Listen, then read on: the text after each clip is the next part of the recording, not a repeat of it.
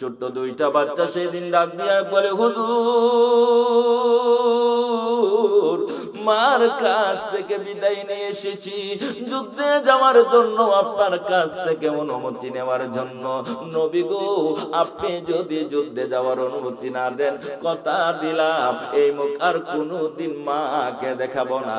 সেই দিন হযরত উমর ফারুক রাদিয়াল্লাহু তাআলা আনহু উপস্থিত ছিলেন। হযরত উমর রাদিয়াল্লাহু তাআলা আনহু বলে, নবী গো, ওই বাচ্চাদেরকে আপনি যুদ্ধে যাওয়ার অনুমতি দিয়েন না, কারণ তাদেরকে যদি আপনি যুদ্ধে যাওয়ার অনুমতি দেন, এখন তারা আবেগে বলতেছে যুদ্ধের থেকে পালিয়ে আসবে, আমাদের অনেক ক্ষতি হয়ে যাবে।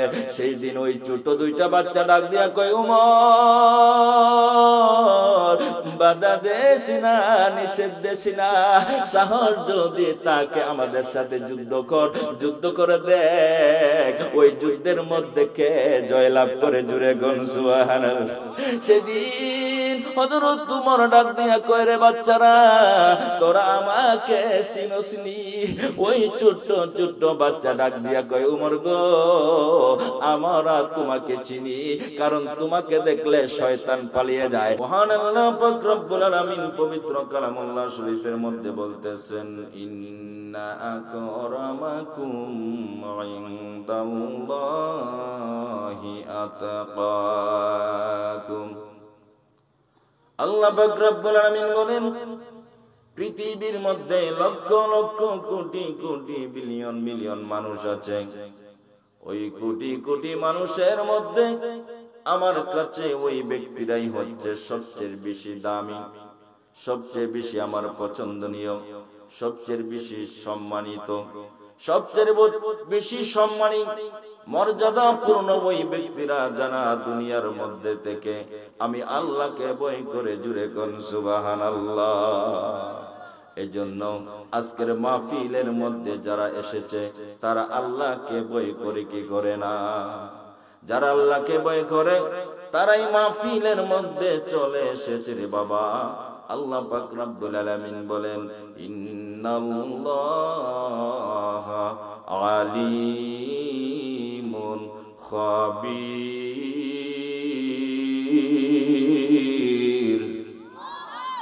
আল্লাহ পাক রব্বুল আলামিন বলেন, আমি আল্লাহ সব কিছু জানি, সব বিষয়ে আমি আল্লাহ অবগত আছি। আল্লাহ পাক রব্বুল আলামিন অন্য আয়াতের মধ্যে আমার আল্লাহ বলতেছেন, ওয়ালাকাদ খালাকনাল ইনসানা ওয়া না'লামু মা তুওয়াসবিসু বিহি নাফসু।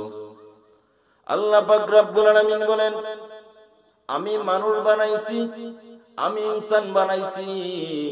ওই মানুষেরা তারা মনে মনে কি ভাবে, মনে মনে কি চিন্তা করে, ভালো চিন্তা করে না খারাপ চিন্তা করে, আমি আল্লাহ পাক রব্বুল আলামিন এই বিষয় আমি আল্লাহ অবগত আছি।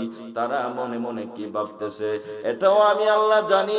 আমার আল্লাহ পাক রব্বুল আলামিন বলেন, ওয়া নাহনু আকরাবু ইলাইহি মিন হাবলিল ওয়ারিদ। আল্লাহ পাক রব্বুল আলামিন বলেন, রে বান্দারা, তোমরা মনে মনে যা ভাবো যা বুঝো বলো, আমি আল্লাহ সব কিছু জানি। কেননা আমি আল্লাহ তোমার তো নিকটে আছি। তোমার এই গাড়ির মধ্যে যে একটা স্মারক আছে, ওই স্মারক চাইতে আমি আল্লাহ আরো বেশি নিকটে আছি, জুড়ে কোন সুবহানাল্লাহ। এজন্য বাবারা, আল্লাহ পাক যদি আমাদের স্মারক চাইতে আরো নিকটে থাকে, তাহলে আল্লাহ পাককে ধোঁকা দেওয়ার কোনো ক্ষমতা আছে? ধোঁকা দেওয়ার কোনো ক্ষমতা নাই। একজন মুরব্বিকে আপনি পেলেন, বাবা আপনি নামাজ পড়ছেননি, ওই মুরব্বি আপনাকে ধোঁকা দিচ্ছে, আমি তো বাড়ির মধ্যে নামাজ পড়ে আসছি, আসলে সে নামাজই পড়ে না। বাবা আপনি মসজিদও দেখি না, বাজান আমি তো বাড়ির মধ্যে নামাজ পড়ি, আপনাকে ধোঁকা দিচ্ছে। কিন্তু আল্লাহ পাক রব্বুল আলামিন বলেন, সে নিজে ধোঁকা দিচ্ছে, আমি আল্লাহকে ধোঁকা দিতে পারবে না, কারণ আমি আল্লাহ তার স্মারকের চাইতে আরো নিকটে আমি আল্লাহ আছি, জুড়ে কোন সুবহানাল্লাহ। তাহলে আল্লাহকে কি ধোঁকা দেওয়া যাবে? যাবে না। এ বাবারা, বুখারী শরীফের হাদিস, আল্লাহ পাক রব্বুল আলামিন বলেন, যারা আমি আল্লাহ পাক রব্বুল আলামিনকে যারা সন্তুষ্টি করবে, আমি আল্লাহ পাক রব্বুল আলামিনকে যারা খুশি করবে, রে বান্দারা, তাদেরকে আমি এমন একটা জিনিস দান করব, যে জিনিস তারা কোনোদিন চক্ষু দেখে না, যে জিনিস তারা কোনোদিন কানেও শুনে না, যে জিনিস সম্পর্কে তারা কোনোদিন কোনো ধারণা করতে পারে না, কল্পনাও করতে পারে না। রে বান্দারা, আমি আল্লাহকে যদি তুমি রাজি খুশি করতে পারো, আমি আল্লাহ পাক রব্বুল আলামিন তোমাদেরকে এমন একটা জিনিস দান করব, যে জিনিস সম্পর্কে তোমরা মনে মনে কল্পনা করতে পারবে না, সেই রকম একটা জিনিস আল্লাহ আমাদেরকে দান করবে। জুড়ে কোন সুবহানাল্লাহ। আমার আল্লাহ পবিত্র কালামুল্লাহ শরীফের সূরাতুস সাজদার 17 নম্বর আয়াতে আল্লাহ পাক রব্বুল আলামিন বলতেছেন, ফালা তা'লামু নাফসুম মা উখফিয়া লাহুম মিন কুররাতি আ'য়ুনিন জাযাআম বিমা কানু ইয়ামালুন। আমার আল্লাহ ডাক দিয়া কয়, কেউ জানে না আমি আল্লাহ আমার বান্দাদেরকে আমি কি জিনিস দান করব, এটা আমি আল্লাহ গোপন করে রেখেছি। আমি আল্লাহ পাক রব্বুল আলামিন আমার ওই বান্দাদেরকে যারা আমি আল্লাহ পাক রব্বুল আলামিনকে সন্তুষ্ট করতে পারবে, আমি আল্লাহ পাক রব্বুল আলামিনকে রাজি খুশি করতে পারবে, আমি ওই সমস্ত বান্দাদেরকে আমি এমন একটি পুরস্কার দান করব, যে পুরস্কার সম্পর্কে তারা কোনোদিন ধারণা করতে পারে না। ওই পুরস্কারটা আমি আল্লাহর কাছে গোপন রেখে দিয়েছি। জুড়ে কোন সুবহানাল্লাহ। সেই পুরস্কার আমাদের পাওয়ার দরকার আছে কিনা? সেই পুরস্কার পেতে হলে আমার আল্লাহর ইবাদত করার দরকার আছে কিনা? কেন ইবাদত করবেন না? যিনি আপনি আমার নবী, ওই নবী 63 বছর জিন্দেগিতে উম্মতের জন্য কেঁদেছেন, উম্মতের নাজাতের জন্য কেঁদেছেন। আমার আপনার নবী সিজদায় পড়ে পড়ে পর্যন্ত উম্মতের জন্য চোখের পানি ছেড়ে ছেড়ে কাঁদছেন, আর বলছেন, মাবুদ গো, আমার উম্মতদেরকে আপনি ক্ষমা করবেন নি, আমার উম্মতদেরকে আপনি মাফ করে দেন। জুড়ে কোন সুবহানাল্লাহ। আমার নবী 3 দিন পর্যন্ত সিজদায় পড়ে কান্দে। মদিনার ছেলেরা সকাল বেলা তালাশ করে রাসূল পাওয়া যায় না, মহিলারা পর্যন্ত তালাশ করে পাওয়া যায় না, মারকুলের শিশুরা পর্যন্ত মারি স্তনে মুখ লাগায় না, বেড়া বকরি দুম্বাগুলো রাসূলের কবরে ঘাস পানিতে মুখ দেয় না। যুবকেরা খেলাধুলা বন্ধ করে দিয়েছে। বাবা যুবকেরা গো, কারা আজকের এই মাহফিলে বসে আছো গো বাবা? হাসাইন আর হুসাইন 2 ভাই জান্নাতি যুবকদের সরদার হবে গো। ওই হাসাইন আর হুসাইনের মহব্বতে যদি বসে থাকো, আমার আল্লাহ হাসরের ময়দানে ওই হাসাইন আর হুসাইনের নেতৃত্বে আপনাদেরকে জান্নাতি বানাইয়া দিবে। জুড়ে কোন সুবহানাল্লাহ। আমার নবী কাঁদতেছেন। 2 দিন পার হয়ে যায়, 2 রাত পার হয়ে যায়, 3টা দিন যেদিন পার হয়ে যাবে, মদিনায় কারো চুলায় আগুন জ্বলে না, কারো পেটে খাবার যায় না, মারকুলের শিশুরা পর্যন্ত মারি স্তনে মুখ লাগায় না। দুধ খাওয়াইতে চাইলে মা, বাচ্চারা চোখের পানি ছেড়ে ছেড়ে বুঝায়, মা গো দুধ খাবো না গো মা, বলো আগে আমার রাসূলের খবর কি? যুবকগুলো মায়ের পায়ে সালাম করে বিদায় নেই, মা বিদায় দাও গো, না জানি কোন মুনাফিকের আমার নবীকে ধরে নিয়ে গেছে, মা জীবনের বিনিময় হইনি গো, আমার রাসূলকে উদ্ধার করে নিয়ে আসবো, মা গো এই উদ্ধার ক্ষেত্রে যদি আমার মৃত্যু হয়ে যায়, মা দুঃখ নিও না, দেখা হবে হাসরের ময়দানে। যুবকেরা বেরিয়ে গেছে, নবীর আশেক পাগলেরা বেরিয়ে গেছে, মহিলারা পর্যন্ত একজন আরেকজন বাড়ি বাড়ি খবর জানতে চাইতেছে। বাবার আমার, 3টা দিন যেদিন পার হয়ে যায়, আবু বকর ওমরের জীবনী লেখে মদিনার শেষ প্রান্তে পাহাড়ের পর পাহাড় পার হইয়া যাইয়া দেখেন এক জায়গায় রাকালেরা বসে বসে টেনশন করতেছে।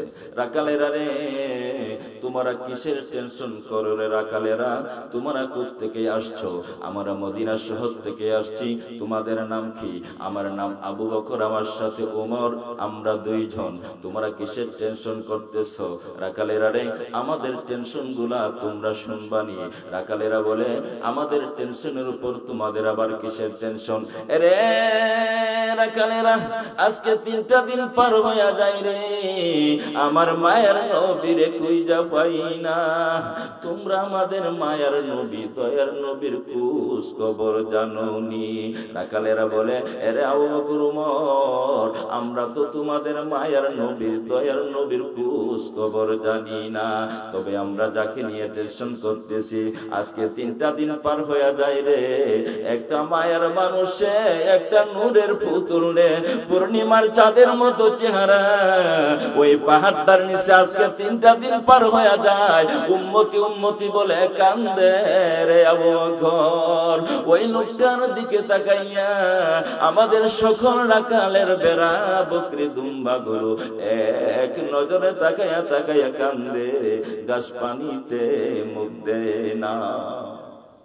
আমরা টেনশনে আছি, এ বেড়া বকরি দুম্বা গুলো এখান থেকে সরিয়ে নেওয়া যায়, কারণ আজকে 3টা দিন পার হয়ে গেছে, না খায়া আর কত থাকবে। আমরা আঘাত করেছিলাম এখান থেকে সরিয়ে নেওয়ার জন্য। এরে আবু বকর ওমর, এ তোমার মারছি রে, কোন বেড়া বকরি দুম্বার চামড়া পাইটা গেছে রে, তারা মার খাইতে রাজি রে, এ লোকটার কাছ থেকে যাইতে রাজি না। আবু বকর একটা চিৎকার মারছে, ওমর, যার মায়ায় বেড়া বকরি দুম্বা কান্দে রে, আমার রাসূল সারা কেউ না। 2 জনে পাগল পাগল হইয়া দৌড়াইয়া কাছে যাইয়া দেখে আমার নবী সেজদায় পড়ে। 3টা দিন পার হইয়া গেছে, 2টা রাত্র পার হইয়া গেছে, আমার নবীর খাবার নাই, ঘুম নাই, গোসল নাই, আরাম নাই, এক সেজদায় 3 দিন। বলুন কার মায়ায় নবী কান্দে? চটপট চটপট করে গো নবী অন্তরে, চটপট চটপট করে গো নবী অন্তরে। নবী কাছে যাইসা ভালোবাইসা, কাছে যাইসা ভালোবাইসা, নাও না বুকে পাগলারি, চটপট চটপট করে গো নবী অন্তরে, চটপট চটপট করে গো নবী অন্তরে। আল্লাহু আল্লাহু, বলুন না, আল্লাহু আল্লাহু আল্লাহু আল্লাহু, চটপট চটপট করে গো নবী অন্তরে। তোমায় ভালোবাসি বলি বন্ধু হইল পর, নবী তোমার ভালোবাসা পেলে আমার কিসের ডর? হাসি মুখে তোমার প্রেমে, হাসি মুখে তোমার প্রেমে, প্রাণটা দিতে রাজি রে, চটপট চটপট করে গো নবী অন্তরে। আল্লাহু আল্লাহু আল্লাহ, ও আল্লাহু, ও আল্লাহু আল্লাহু আল্লাহু। গভীর মনোযোগ। এজন্য বাবারা, যে নবী সেজদায় পড়ে উম্মতের জন্য কান্দে, ওই নবীর পক্ষে তাইকা আমাদের নামাজ পড়ার দরকার আছে কিনা? কোরআন তেলাওয়াতের দরকার আছে কিনা? যদি ওই নবীর পক্ষে তাইকা যদি আমরা কোরআন তেলাওয়াত করি, আমরা নামাজ পড়ি, তাহলে আমাদের কি লাভ হবে? আসল সামনে বাড়ি। আমার নবী ইমাম গাজ্জালি সাহেব রহমতুল্লাহ আলাইহিকে স্বপ্ন যুগে বলতেছেন, ও গাজ্জালি শোনো, তোমার পার্শ্ববর্তী মহল্লা একজন লোক মারা গেছে। লোকটার নাম আব্দুর রহমান। লোকটার নাম আব্দুর রহমান। লোকটা হলো বেহেশতি। লোকটা হলো বেহেশতি। বাবারা লক্ষ্য করে শুনুন, আপনারা সেই নবীর উম্মত, আপনাদের জন্য বেহেশতের দরজা খোলা, সিস্টেমে আপনারা বেহেশতি হয়ে যাবেন। ডাকতেছে, আমি রাসূল বলে গেলাম লোকটা হলো বেহেশতি। ও গাজ্জালি, তুমি নিজে সকাল বেলা যাইয়া ওই লোকটাকে গোসল করাবে, কাফন পরাবে, তুমি ওই লোকটাকে জানাজা পড়াবে, নিজ হাত দিয়ে তাকে কবর নামাবে। গাজ্জালি সাহেব সকাল বেলায় ওই মহল্লায় চলে গেলেন। আপনাদের মহল্লায় কোন লোক মারা গেছে? জি হুজুর, একজন লোক মারা গেছে। লোকটার নাম কি? আব্দুর রহমান। বাড়িটা কোনটা? সামনের বাড়ি। যাইয়া দেখেন কাফন দাফনের অপেক্ষায় লোকজন। বললেন, আমিও তার কাফন দাফনে শরীক হব। এত বড় একজন আল্লাহওয়ালা, আল্লাহর ওলি আসছে বলে আসছে, দেখে সবাই খুশি। হুজুর, আপনারে পাইলাম। এমনে পাও নাই, আমার রাসূল এসে বলে গেছে আব্দুর রহমান বেহেশতি, তার কাফন দাফন জানাজা পড়ার জন্য। গাজ্জালি সাহেব বললেন, বাবারা, রাসূল বলে গেলেন লোকটা হলো বেহেশতি। আমি জানতে চাই আব্দুর রহমান এমন কি আমল করেছে যে আমলের দ্বারা বেহেশতি হয়ে গেল? আমি গাজ্জালি দ্বারা কাফন দাফনের নির্দেশ করলো। এবার এলাকার লোকেরা কয়, হুজুর, আমাদের জানা মতো লোকটা বড় কোনো আলেম ছিলেন না, হাফেজ ছিলেন না। লোকটা ছিল একজন কাঠমিস্ত্রি। একজন কাঠমিস্ত্রি। ও আখিরি নবীর উম্মত, কাঠমিস্ত্রি হোক, রিক্সা চালক হোক, ড্রাইভার হোক, যে যাই হোক, আখিরি নবীর উম্মত হইয়া যদি একটা কদম সামনে বাড়তে পারো, মনে রেখো তোমার জন্য জান্নাত পাগল হইয়া যাইব। কাঠমিস্ত্রি হুজুরের থেকে বেশি আমরা আর কিছু জানি না। ইমাম গাজ্জালি সাহেব বললেন, আমি তার বিবির সাথে কথা বলবো, কারণ স্বামীর কবর, স্বামীর চরিত্র, স্বামীর আমল আখলাক বিবি ভালো জানে। পর্দা করে দাও। পর্দা করে দিলে পর্দার ভিতরে ইমাম গাজ্জালি সাহেব পর্দার বাহিরে ডাকতেছে, মা গো, তোমার স্বামী এমন কি আমল করেছে গো, যে আমলের দ্বারা ওই লোক তোমার স্বামী জান্নাতি হয়ে গেল, রাসূল তাকে জান্নাতি বলে ঘোষণা করে দিল, আমি গাজ্জালি দ্বারা কাফন দাফনের নির্দেশ করলো। এবার এই মহিলাটা কাঁদতে আছে আর ডাকতেছে, হুজুর, আমার স্বামী বড় কোনো আলেম ছিলেন না, হাফেজ ছিলেন না। আমার স্বামী ছিল একজন কাঠমিস্ত্রি। একজন কাঠমিস্ত্রি। হুজুর, আমি দেখছি আমার স্বামী কাঠমিস্ত্রি মাত্র দুইটা আমল করত। দুইটা আমল করত। একটা আমল হলো দুইটা কাঠ একসাথে জোড়া লাগাইতে হয় কাজ করতে যাইয়া। দুইটা কাঠ একসাথে জোড়া লাগাবে। হুজুর, আমি দেখছি জোড়া লাগানোর সময় জোড়াটার মধ্যে লোহা তার কাটার উপর আঘাত করবে। লোহা তার কাটার উপর আঘাত করবে। হাতুড়ি উপরের দিকে নিচে, হাতুড়ি পিছনের দিকে নিচে, লোহা তার কাটার উপর আঘাত করার জন্য। হুজুর, এমন সময় যদি মসজিদের মিনারায় আল্লাহু আকবার আযানের ধ্বনি উচ্চারণ হইছে, আল্লাহু আকবার আযানের ধ্বনি যখন তার কানে লাগছে, হুজুর, আমি দেখছি পিছনের হাতুড়ি আর কোনদিন সামনে আনে নাই। পিছনের হাতুড়ি পিছনে সাইরা দিছে, দৌড়াইয়া মসজিদে চলে গেছে। হুজুর, এই একটা আমল আমি দেখেছি। আর একটা আমল কি দেখেছ? হুজুর, আপনার সামনে একটা কাঠের তাক দেখা যায়, এর মধ্যে একখান কোরআন শরীফ আছে। হুজুর আমার স্বামী কোরআন শরীফ জানে না, কোরআন শরীফ পড়া জানে না, কিন্তু কোরআন শরীফের মহব্বত ছাড়ে না।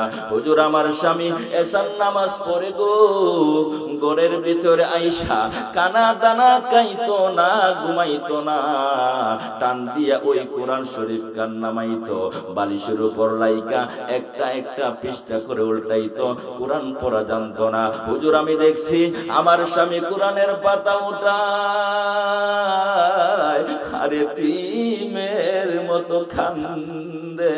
হুজুর কোরআন পড়া জানে না, কোরআনের মহব্বত ছাড়ে না। হুজুর আমি দেখছি কোরআনের লাইনের উপর আঙ্গুল ঘুরাইতো আর জোর জোর করে চোখের পানি পালাইতো।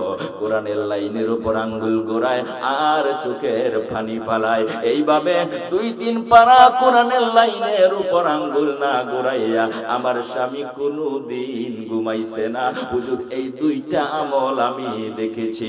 ওই 2টা আমল করার কারণে ওই কাঠমিস্ত্রিকে ইমাম গাজ্জালির বাড়িতে আমার জিন্দা নবী আয়েশা ওই কাঠমিস্ত্রিকে জান্নাতি কবর দিয়া যায়। জুড়ে কোন সুবহানাল্লাহ। তাহলে বলুন কোরআন তেলাওয়াত করলে লাভ হয় না লস হয়? নামাজ পড়লে লাভ হয় না লস হয়? আমরা যদি নামাজ পড়ি, আমরা যদি কোরআন তেলাওয়াত করি, আমার আল্লাহ এই দুনিয়ার মধ্যে থেকে আমাদেরকে জান্নাতি বানাইয়া দিবে। তাহলে দুনিয়া আখিরাতের প্রথম ঘাট কবরের মধ্যে গেলে আমাদের আর কোনো ভয় থাকবে না, চিন্তা টেনশন থাকবে না। কথা কোন ঠিক কিনা? আল্লাহি আল্লাহ দয়া করো, আমার তওবা কবুল করো, দোজাহানের মালিক তুমি, আমায় তুমি ক্ষমা করো। আল্লাহু আল্লাহ আল্লাহু, বলুন না আল্লাহু আল্লাহু আল্লাহু আল্লাহ দয়া করো, আমার তওবা কবুল করো, দোজাহানের মালিক তুমি। আল্লাহ দয়া করো, মোদের ফরিয়াদ গ্রহণ করো, আমায় তুমি ক্ষমা করো, সারা জাহানের মালিক তুমি। আল্লাহ আল্লাহ আল্লাহ আল্লাহ আল্লাহ আল্লাহ লা ইলাহা ইল্লাল্লাহ মুহাম্মাদুর রাসূলুল্লাহ সাল্লাল্লাহু আলাইহি ওয়াসাল্লাম। তাহলে বাবারা, আমি বলেছিলাম আমার নবীকে ভালোবাসার মাধ্যমে আমাদের নামাজ পড়ার দরকার আছে কিনা? ওই নবীকে বাদ দিয়ে নামাজ পড়লে নামাজ কবুল হবে না, রোজা রাখলে রোজা কবুল হবে না। ওই নবীর সাথে প্রেমের কালেকশন লাগাইয়া যদি আপনি আমি যদি নামাজ পড়ি, খোদা কি কসম করে বলি রে বাবা, আপনার নামাজ কোনদিন বিফলে যাবে না। ওই নবীর ভালোবাসার মাধ্যমে আমাদের নামাজের দরকার আছে কিনা? ওই নবীকে ভালোবাসতে চাই কে চাই না? যারা নবীকে ভালোবাসে তারা নামাজ পড়ে না, ছাড়ে। যারা নবীকে ভালোবাসে তারা রোজা ছাড়ে না, রোজা রাখে। রে বাবারা, যে যত বেশি আমার নবীকে ভালোবাসবে সে তত বেশি ওই আমার আল্লাহর ইবাদত করবে। কথা কোন ঠিক কিনা? আমার আপনার নবী রাহমাতাল লিল আলামিনের একজন সাহাবী, যার নাম ছিল হযরত আনাস রাদিয়াল্লাহু তাআলা আনহু। তিনি বলেন, আমার আপনার নবী রাহমাতাল লিল আলামিনের দরবারে একদিন একজন আরবী এসে বলতেছে, ইয়া রাসূলুল্লাহ, ইয়া হাবিবাল্লাহ, নবী গো, কিয়ামত কখন সংঘটিত হবে? কিয়ামত কখন হবে? আমার নবী বলে, রে আরবী, কিয়ামতের জন্য তুমি কি রোজগার করেছো? কিয়ামতের জন্য তুমি কি সংগ্রহ করেছো? সেই দিন ওই আরবী ডাক দিয়া বলে, ইয়া রাসূলুল্লাহ, কিয়ামতের জন্য আমি সংগ্রহ করেছি, আমি আল্লাহ এবং আল্লাহর রাসূলকে ভালোবাসি। জুড়ে কোন সুবহানাল্লাহ। আমার নবী সেই দিন ঘোষণা দিয়ে গেলেন, রে আরবি শুনে রাখ, শুনে রাখ, তুমি যাকে ভালোবাসো তার সাথে তোমার হাসর হবে। জুরে কোন সুবহানাল্লাহ। সেই নবীর সাথে হাসর হলে আমাদের ভাগ্য ভালো হবে না খারাপ হবে? সেই নবীর জন্য আমরা জীবন দিব, যেই নবীর সাথে হাসর হলে নিশ্চিত নিশ্চিত আমাদের জান্নাত ওয়াজিব হয়ে যাবে। জুরে কোন সুবহানাল্লাহ। সেই নবীর জন্য জীবন দিতে বয়সের প্রয়োজন হয় না, শক্তির প্রয়োজন হয় না। সেই নবীর জন্য জীবন দিতে হলে মহব্বতের প্রয়োজন হয় রে বাবারা। কিভাবে মহব্বতের প্রয়োজন হয়? আসুন আমরা চলে যাই বদরের দিকে, বদরের যুদ্ধের দিকে চলে যাই। আমার নবী একদিন হযরত বেলাল রাদিয়াল্লাহু তাআলা আনহুকে বলতেছে, রে বেলাল, বদরের যুদ্ধে যাইতে হবে। সেই যুদ্ধের মধ্যে অনেক সৈন্যর প্রয়োজন হয়, সেই যুদ্ধের মধ্যে যাইতে অনেক যোদ্ধার প্রয়োজন রয়েছে। এজন্য তুমি ঘোষণা করে দাও, যারা এই যুদ্ধের মধ্যে অংশগ্রহণ করবে আমি নবীর কাছে এসে যেন তাদের নামের তালিকা করে নেয়। হযরত বেলাল রাদিয়াল্লাহু তাআলা আনহু ঘোষণা করে দিলেন, যারা বদরের যুদ্ধে অংশগ্রহণ করবে তোমার নবীর দরবারে এসে তালিকা করে নাও। এই সময় একজন মহিলা ওই ঘোষণা শুনে দুইটা চোখের পানি ছেড়ে ছেড়ে কান্দে। ওই মহিলার দুইটা সন্তান ছিল, একটার নাম ছিল মাদ আর একটার নাম ছিল মুয়াদ। ওই দুইটা ছেলে, একটার বয়স ছিল 9 বছর, আরেকটার বয়স ছিল 12 বছর। ওই সন্তানেরা খেলাধুলা করে যখন বাড়ির মধ্যে আসছে, আয়েশা দেখে মা চোখের পানি ছেড়ে ছেড়ে কান্দে। মা, মা গো, তুমি কেন চোখের পানি ছেড়ে কাঁদতেছো? কে তোমাকে কষ্ট দিয়েছে, ব্যথা দিয়েছে? বলুন, আমরা এর প্রতিশোধ নিব। মা কান্দে আর বলে, বাবারা রে, আমাকে কেউ কষ্ট দেয় না, আমাকে কেউ ব্যথা দেয় না, তাহলে তুমি কাঁদতেছো কেন? এ সন্তানেরা, আমি শুনছি হযরত বেলাল রাদিয়াল্লাহু তাআলা একটা ঘোষণা করে দিয়েছে, বদরের যুদ্ধের মধ্যে যারা অংশগ্রহণ করবে গো আমার নবীর দরবারে যায়া নামের তালিকা করার জন্য। রে সন্তানেরা, আমার নবী নাকি ওই যুদ্ধের মধ্যে সেনাপতি হবে। রে সন্তানেরা, আজকে তোর বাবা যদি বেঁচে থাকতো গো, আমার নবীর পক্ষে তরবারি দইরা আমার নবীর সামনে ডালের মতো দাঁড়াইয়া যাইতো।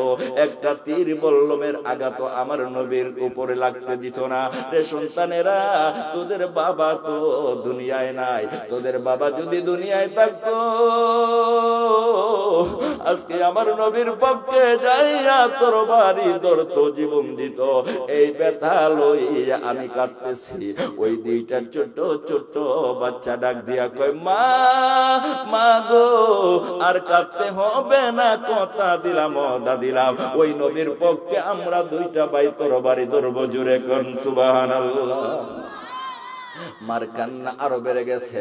মা, মা গো, তুমি কেন কান্দো জানতে চাই? মা ডাক দিয়া কয়, সন্তানেরা, তোমাদের তো যুদ্ধে যাওয়ার বয়স হয় নাই, যদি হইতো আমি মা তোদেরকে যুদ্ধে পাঠিয়ে দিতাম। ওই দিন ওই দুইটা সন্তান ডাক দিয়া কয়, মা, যদিও যুদ্ধে যাওয়ার বয়স হয় নাই, কিন্তু নবীর প্রেম আছে, ভালোবাসা আছে। ওই নবীর প্রেম এবং ভালোবাসা লইয়া যুদ্ধের মধ্যে যাব। আমার নবীর কাছ থেকে অনুমতি আনবো। আমার নবী যদি ওই যুদ্ধে যাওয়ার যদি অনুমতি দেয়, আমরা দুইটা ভাই ওই যুদ্ধের মধ্যে যাইয়া জীবন দিব। মা, মা, আমার নবীর দরবারে যাইতেছি অনুমতি আনার জন্য। মা, বিদায় দাও, বিদায় দাও মা গো। ওই অনুমতি আনতে যাইয়া যদি আমাদের মৃত্যু হয়ে যায়, মা দুঃখ নিও না, কষ্ট নিও না, দেখা হবে হাসরের ময়দানে। জুরে কোন সুবহানাল্লাহ। মাশাআল্লাহ, নারায়ে তাকবীর।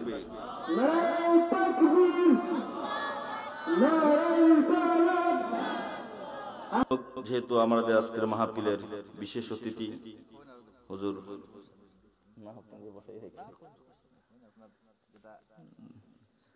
যাই হোক বাবারা, আমি আর 5টা মিনিট আলোচনা করে আমি ছেড়ে দিব। হুজুর যেহেতু অনুমতি দিয়েছেন, হুজুর আমার অত্যন্ত মহব্বতের মানুষ, তিনি হ্যাঁ খুব একজন সম্মানী মানুষ। যাই হোক, বলতেছিলাম সেই 2টা বাচ্চা কি বলছে, মা নবীর দরবারে যাইতেছি অনুমতি আনার জন্য, মা নবীর দরবারে যাইয়া অনুমতি আনবো যুদ্ধে যাওয়ার জন্য, আপনি আমাদেরকে বিদায় দেন। সেই দিন মা ডাক দিয়া কয়, রে বাবারা যা যা আমার নবীর দরবারে যা, আমার নবীর দরবারে যাইয়া ওই যুদ্ধর অনুমতি এনে আমার নবীর পক্ষে জীবন দিয়া দে। সেদিন ওই 2টা বাচ্চা দৌড়াইয়া আমার নবীর কাছে চলে গেছে, যাইয়া দেখে অসংখ্য অগণিত মানুষেরা লাইন ধরে দাঁড়াই আছে, কাতার বন্দী হইয়া দাঁড়াই আছে, মানুষদেরকে মাফ নেওয়া হচ্ছে। যারা মাফে বাটি কাটো তাদেরকে ক্যান্সেল করে দেওয়া হচ্ছে, যাদের শক্তি কম দুর্বল তাদেরকেও বাদ দেওয়া হচ্ছে। এমনি ভাবে যখন ওই ছোট্ট 2টা বাচ্চার কাছে যখন আসলো মাপ নেওয়ার জন্য, এবার তাকাইয়া দেখে এইটা তো ছোট ছোট 2টা বাচ্চা, যুদ্ধে যাওয়ার কোনো বয়স হয় নাই, যুদ্ধে যাওয়ার কোনো কি হয় না, শক্তিও নাই। এবার তিনি ডাক দিয়ে বলতেছে, রে বাচ্চারা তোমরা কেন এসেছো এখানের মধ্যে? আমার এসেছি যুদ্ধে যাওয়ার জন্য, তোমাদের তো যুদ্ধে যাওয়ার সময় হয় নাই। এবার ওই বাচ্চারা বলতেছে, আমরা যুদ্ধে যাব, মার সাথে ওয়াদা করে এসেছি। আমার নবী আসলেন, এসে বলতেছেন, বাবারা তোমাদের যুদ্ধে যাওয়ার বয়স হয় নাই, তোমরা চলে যাও। ওই ছোট্ট 2টা বাচ্চা সেই দিন ডাক দিয়া বলে,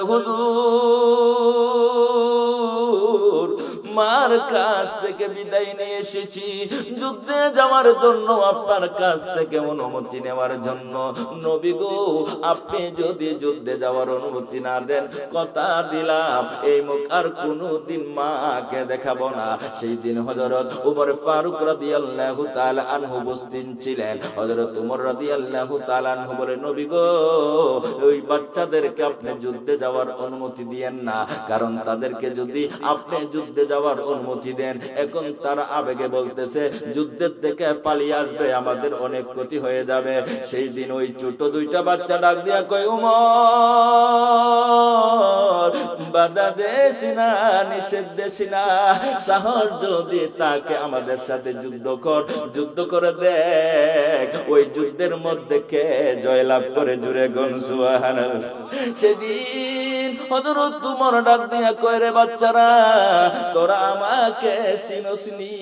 ওই ছোট্ট ছোট্ট বাচ্চা ডাক দিয়া কয়, উমর গো, আমরা তোমাকে চিনি, কারণ তোমাকে দেখলে শয়তান পালিয়ে যায়, তারপরও আমাকে চিনার পরে কেন আমাকে নিয়ে যুদ্ধ করার জন্য বলতেছিস? তোরা কি আমার সম্বন্ধে ধারণা নাই? ওই ধারণা আছে, তারপরও যুদ্ধ করব, যুদ্ধ করে দেখব এই যুদ্ধের মধ্যে কে পরাজিত হয়। এবার হযরত উমর রাদিয়াল্লাহু তাআলা আনহু মনে মনে ভাবতেছেন, আমি এত বড় একজন পালোয়ান, আমার সাথে যদি কুস্তিতে লাগে, যদি একটা মাইরি দেয়, আমার মান সম্মান যাবে, আমার ইজ্জত যাবে।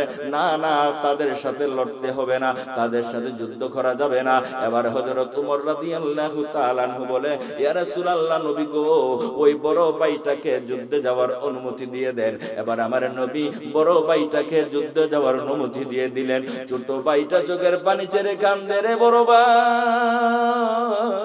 আসলাম যুদ্ধে যাওয়ার জন্য, তুই বড় ভাই দেখি যুদ্ধে যাওয়ার অনুমতি পেয়ে গেলে, বাইরে জানতে চাই কিভাবে অনুমতি পেলে?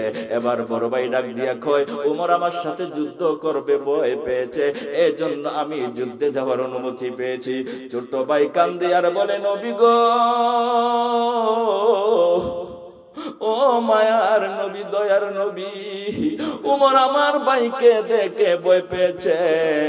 উমরের মতো 100টা পালোয়ান যদি আমার ভাইয়ের সাথে যুদ্ধ করে, কোনদিন আমার ভাইয়ের সাথে পারবে না। আর আমার ভাইয়ের মতো 200টা যুবক যদি আমার সাথে যুদ্ধ করে, আমার কোনদিন পরাজিত করতে পারবে না। নবী গো, যদি বিশ্বাস না হয়, আমার বড় ভাইটাকে আমার সাথে যুদ্ধে লাগিয়ে দেখেন, এই যুদ্ধের মধ্যে কে পরাজিত হয়। এবার সেই দিন সমস্ত সাহাবী ওই ছোট্ট ছোট্ট দুইটা বাচ্চারা আমার নবীর প্রতি প্রেম দেখে ভালোবাসা দেখে রে বাবা আর চোখের পানি ধরে রাখতে পারে না। সেই দিন সমস্ত সাহাবীরা চোখের পানি ছেড়ে দিয়ে কান্দে, নবী গো আর দেরি করবেন না, আপনার হাতে ধরে পায়ে ধরে যেমনি ভাবে বড় ভাইটাকে যুদ্ধে যাওয়ার অনুমতি দিয়েছেন তেমনি ভাবে আপনি ওই ছোট্ট ভাইটাকে যুদ্ধে যাওয়ার অনুমতি দিয়ে দেন। জুড়ে কোন সুবহানাল্লাহ। এই জন্য রে বাবারা আজকের এই মাহফিলের যারা আয়োজন করেছে তারা আপনাদেরকে মেহমানদারি করানোর জন্য কত কষ্ট করেছে। আল্লাহ পাক রব্বুল আলামিন যেন এই মেহমানদারিকে কবুল করে সকলেই বলি আমিন। যারা আজকের আয়োজন করেছে তাদেরকে যেন আল্লাহ পাক কবুল করে সকলেই বলি আমিন। রে বাবারা কারা গো মাহফিলের আয়োজন করেছো, কারা আজকের মাহফিলে আরামের ঘুম হারাম করে বসে আছো গো। এই বসা যদি আমার নবীর মহব্বতে হয়ে যায়, মদিনা হলা একদিন হয়তো এই জরামপুরে এসে আপনাকে জান্নাতি কবর দিয়ে যাইতে পারে। উম্মতের জান্নাতি কবর পৌঁছার জন্য আমার নবী মদিনার মাটিতে শুয়ে রইছে, 24টা ঘন্টা কাঁদতেছে আর ডাকতেছে, পৃথিবীর উম্মতেরা রে আয়, আমি তো ইচ্ছা করলে জান্নাতুল ফিরদাউসে যেতে পারতাম, শুধু তোদের মায়াই রে আমি মদিনার মাটিতে শুয়ে আছি, যদি পারো একটা বার আসো সোনার মদিনায়। আমার নবী ওয়াজ করতেছে মানজারা কবরিহি ওয়াজাবাত লাহু শাফাতি, যে ব্যক্তি আমি নবীর রওজা মুবারক জিয়ারত করে যাবে গো, আমি নবী বলে দিলাম তাকে সুপারিশ করে জান্নাতে নেওয়া আমি নবীর প্রতি ওয়াজিব হয়ে যাবে। আমার নবী মদিনায় শুয়া শুয়া গো সারা পৃথিবীর উম্মতের জান্নাতের দিকে টানে। সেই নবী মানা নবী চিনা নবীর পক্ষে দেখা বলুন আমাদের দরকার আছে কিনা? সেই নবীর পক্ষে তাইকা আমরা জীবন দিতে চাই কি চাই না? সেই নবীর পক্ষে তাইকা আমরা নামাজ পড়তে চাই কি চাই না? আল্লাহ পাক যেন আমাদেরকে কবুল করে সকলেই বলি আমিন।